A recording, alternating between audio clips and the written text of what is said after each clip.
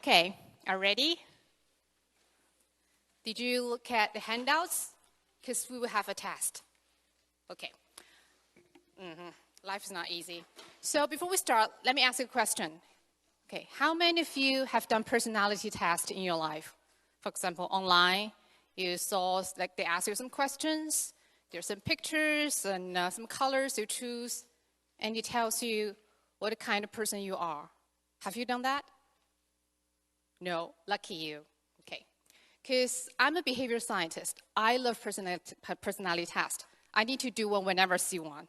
So sometimes you see the result is, so okay, yeah, that's me. It makes sense.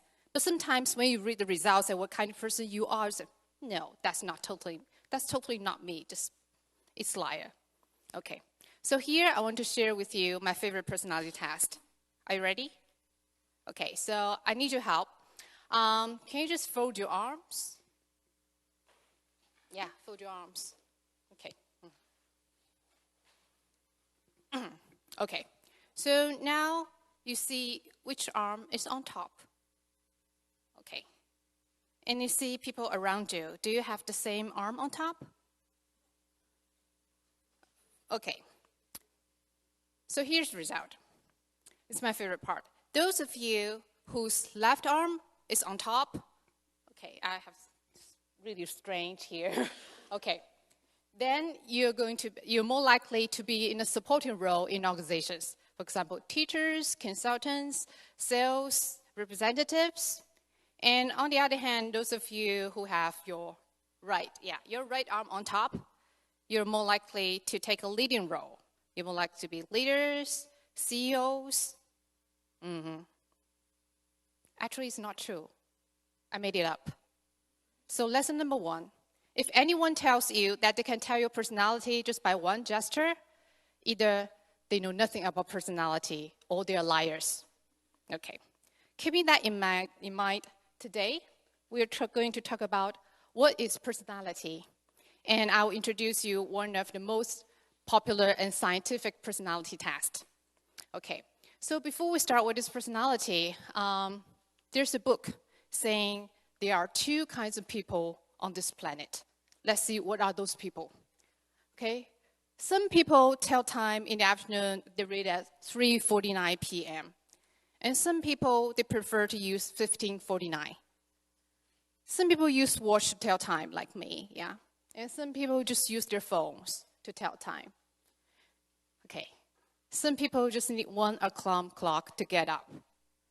Some needs many to get up. Okay. Some people always keep their phones on silent mode. Some people always keep phone on the voice mode. Okay. And some people like to read books, real books, because it feels good. And some people like to read the books on Kindle, on other tablets, because it's convenient, right? Okay, this is my favorite part. Okay, which kind of candles do you like? Okay, some people, they like the numbers because it's easy to blow them off. But some people like traditional ones, okay? Because nobody tells exactly how old you are. Okay, some put milk into cereal, and some put cereal into milk. Okay, some, when you eat chocolate, you follow the lines created by the manufacturers. Okay, some just take a bite because you're not sharing with others. Okay, some are good at gardening. Some just kills everything. Okay, I cannot even have a turtle as a pet. Okay, this only works in Japan. Because when I show a picture to other cultures, they don't know what I'm talking about. I mean, how do you use the toilet paper? Do you use it clockwise or anti-clockwise? Does it annoy you if something is different from your hobby? Okay, this one. Okay, how do you eat a banana? Do you eat from the head or eat from the tail? Okay, do you eat with chopsticks or do you eat with fork?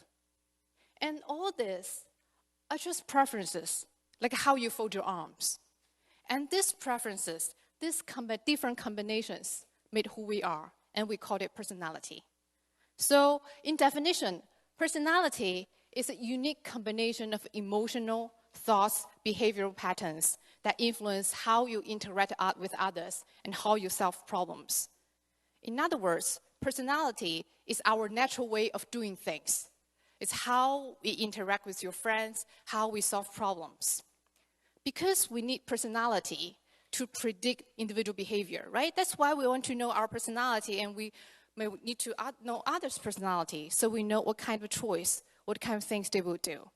In order to make predictions, we need personalities to be stable and consistent.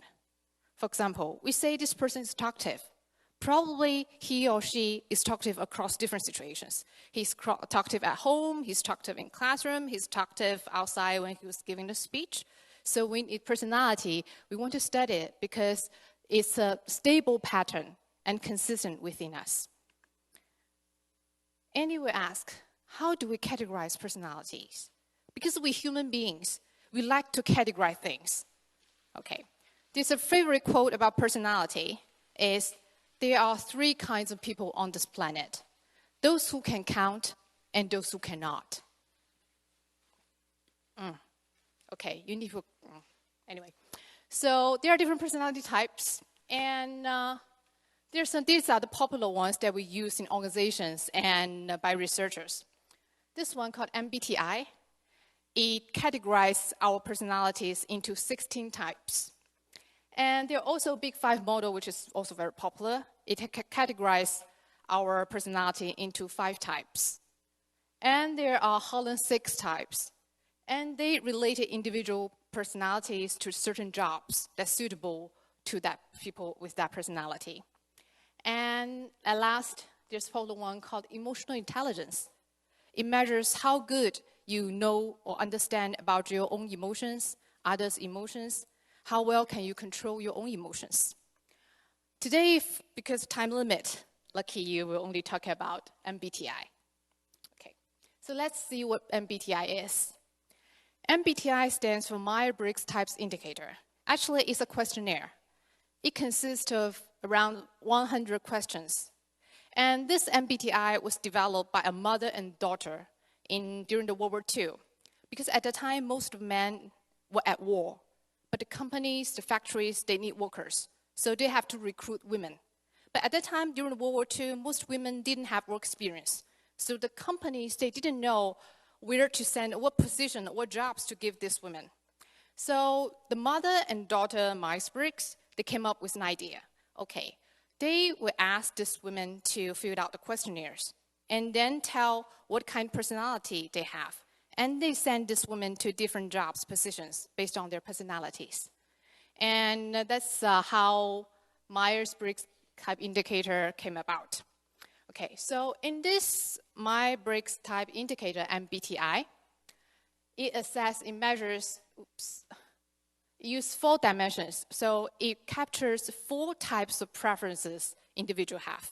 And these 4 types of preferences are how you gain energy, how you gather information, what's your preference in decision making, and how you relate to the external world. So there are 4 pairs. Before we start going into the details, I need you to have your pen and paper ready. Do you have it? Because we'll explain one by one, and by the end of this lecture, you will have your own personality type come out. Are you ready? Okay, let's start with the first one. Where do you gain energy from? Okay, under this preference, there are 2 types of people. One is called extroversion. People with extroversion personality, they tend to gain energy from people and things around them. We call them extroverts. They're talkative, they're sociable, they like to be with people. And on the other side, the introvert, they like to be alone. They gain energy by being alone and think about things within their mind. So let me give you an example.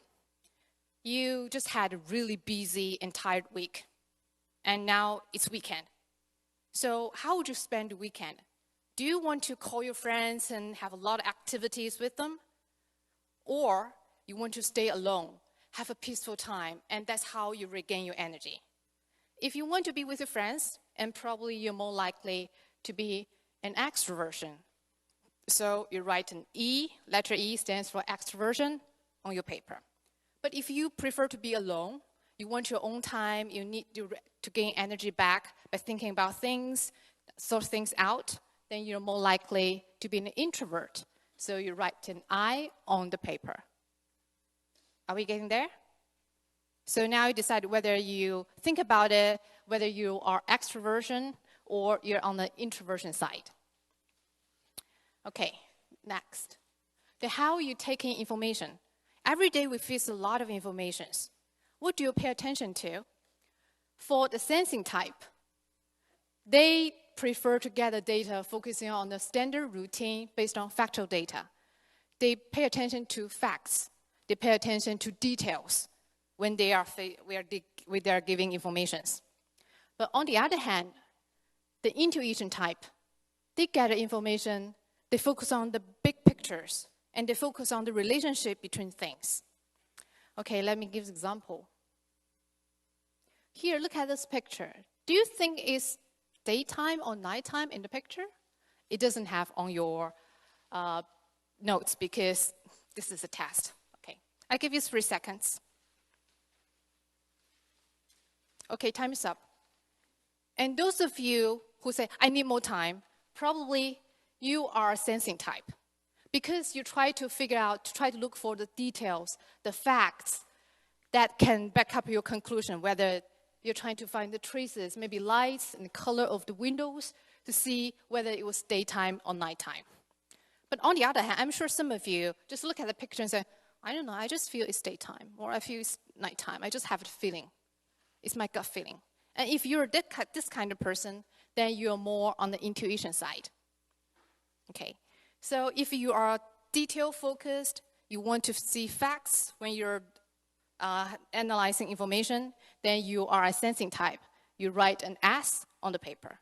But if you are on the other end of the spectrum, that you usually use your gut feeling, you use your feelings, your senses, yeah, that's my intuition, that you write an N.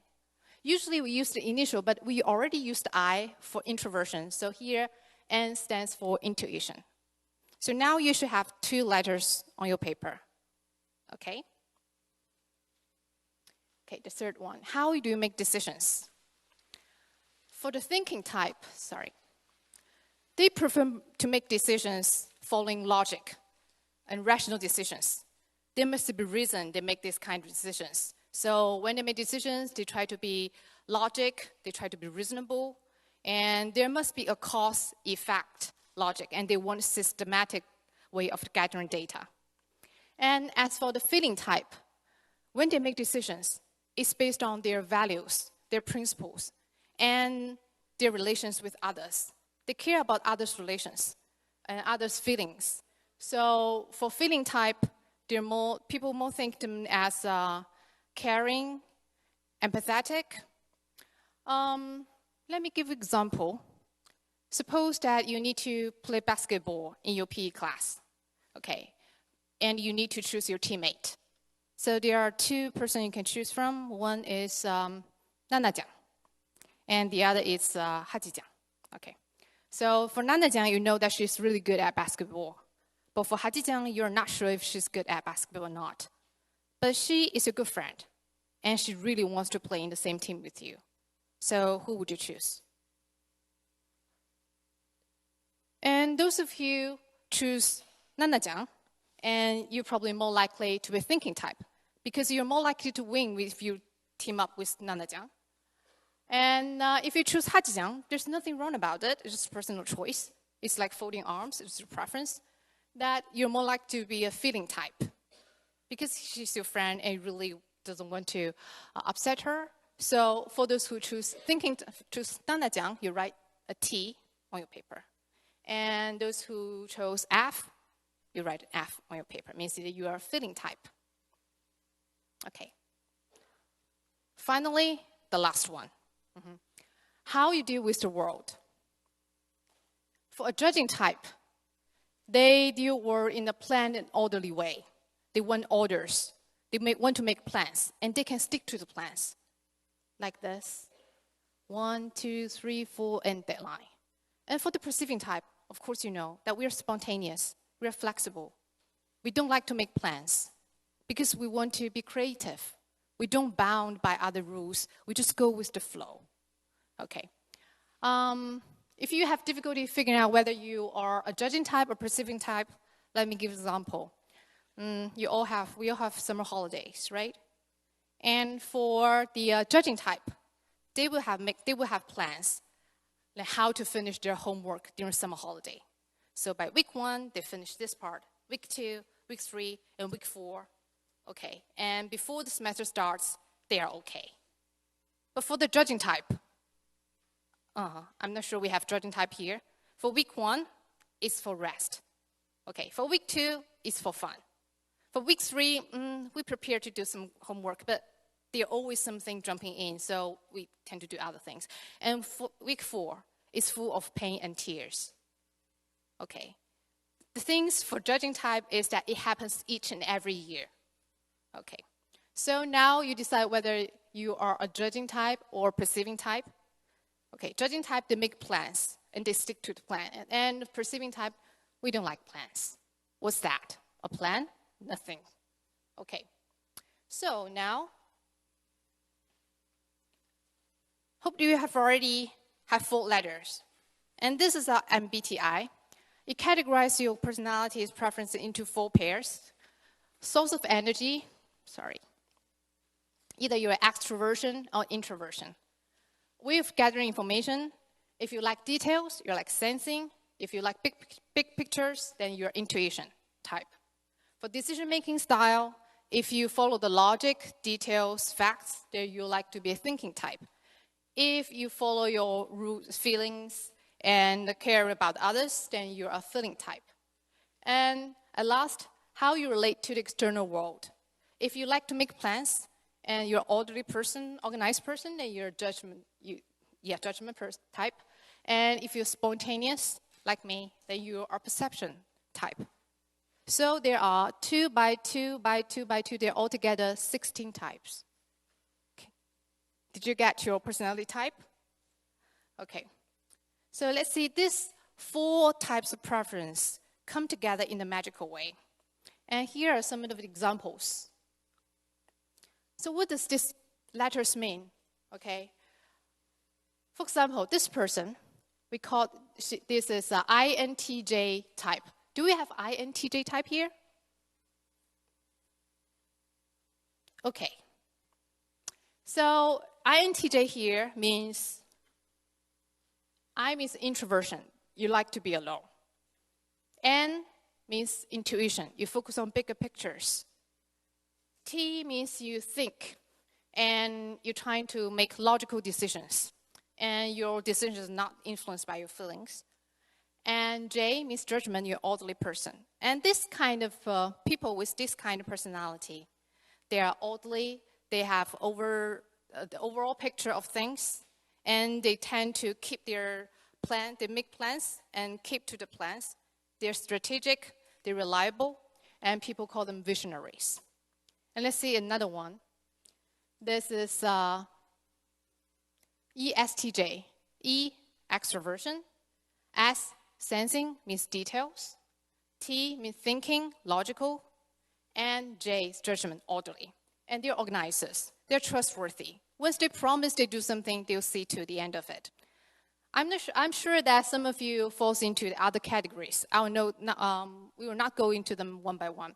But here's the link. If you're interested to know more about personality type and to see what kind of job are suitable to do, you can visit this website here. Okay, it offers a free online test.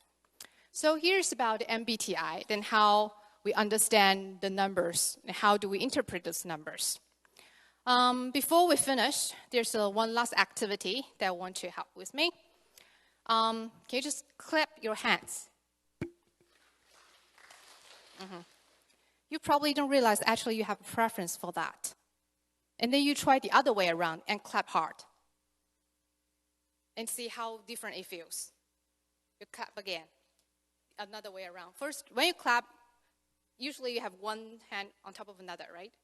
And now you try the other way around and clap hard. That is a cheap way to get applauses. Thank you very much. That's the end.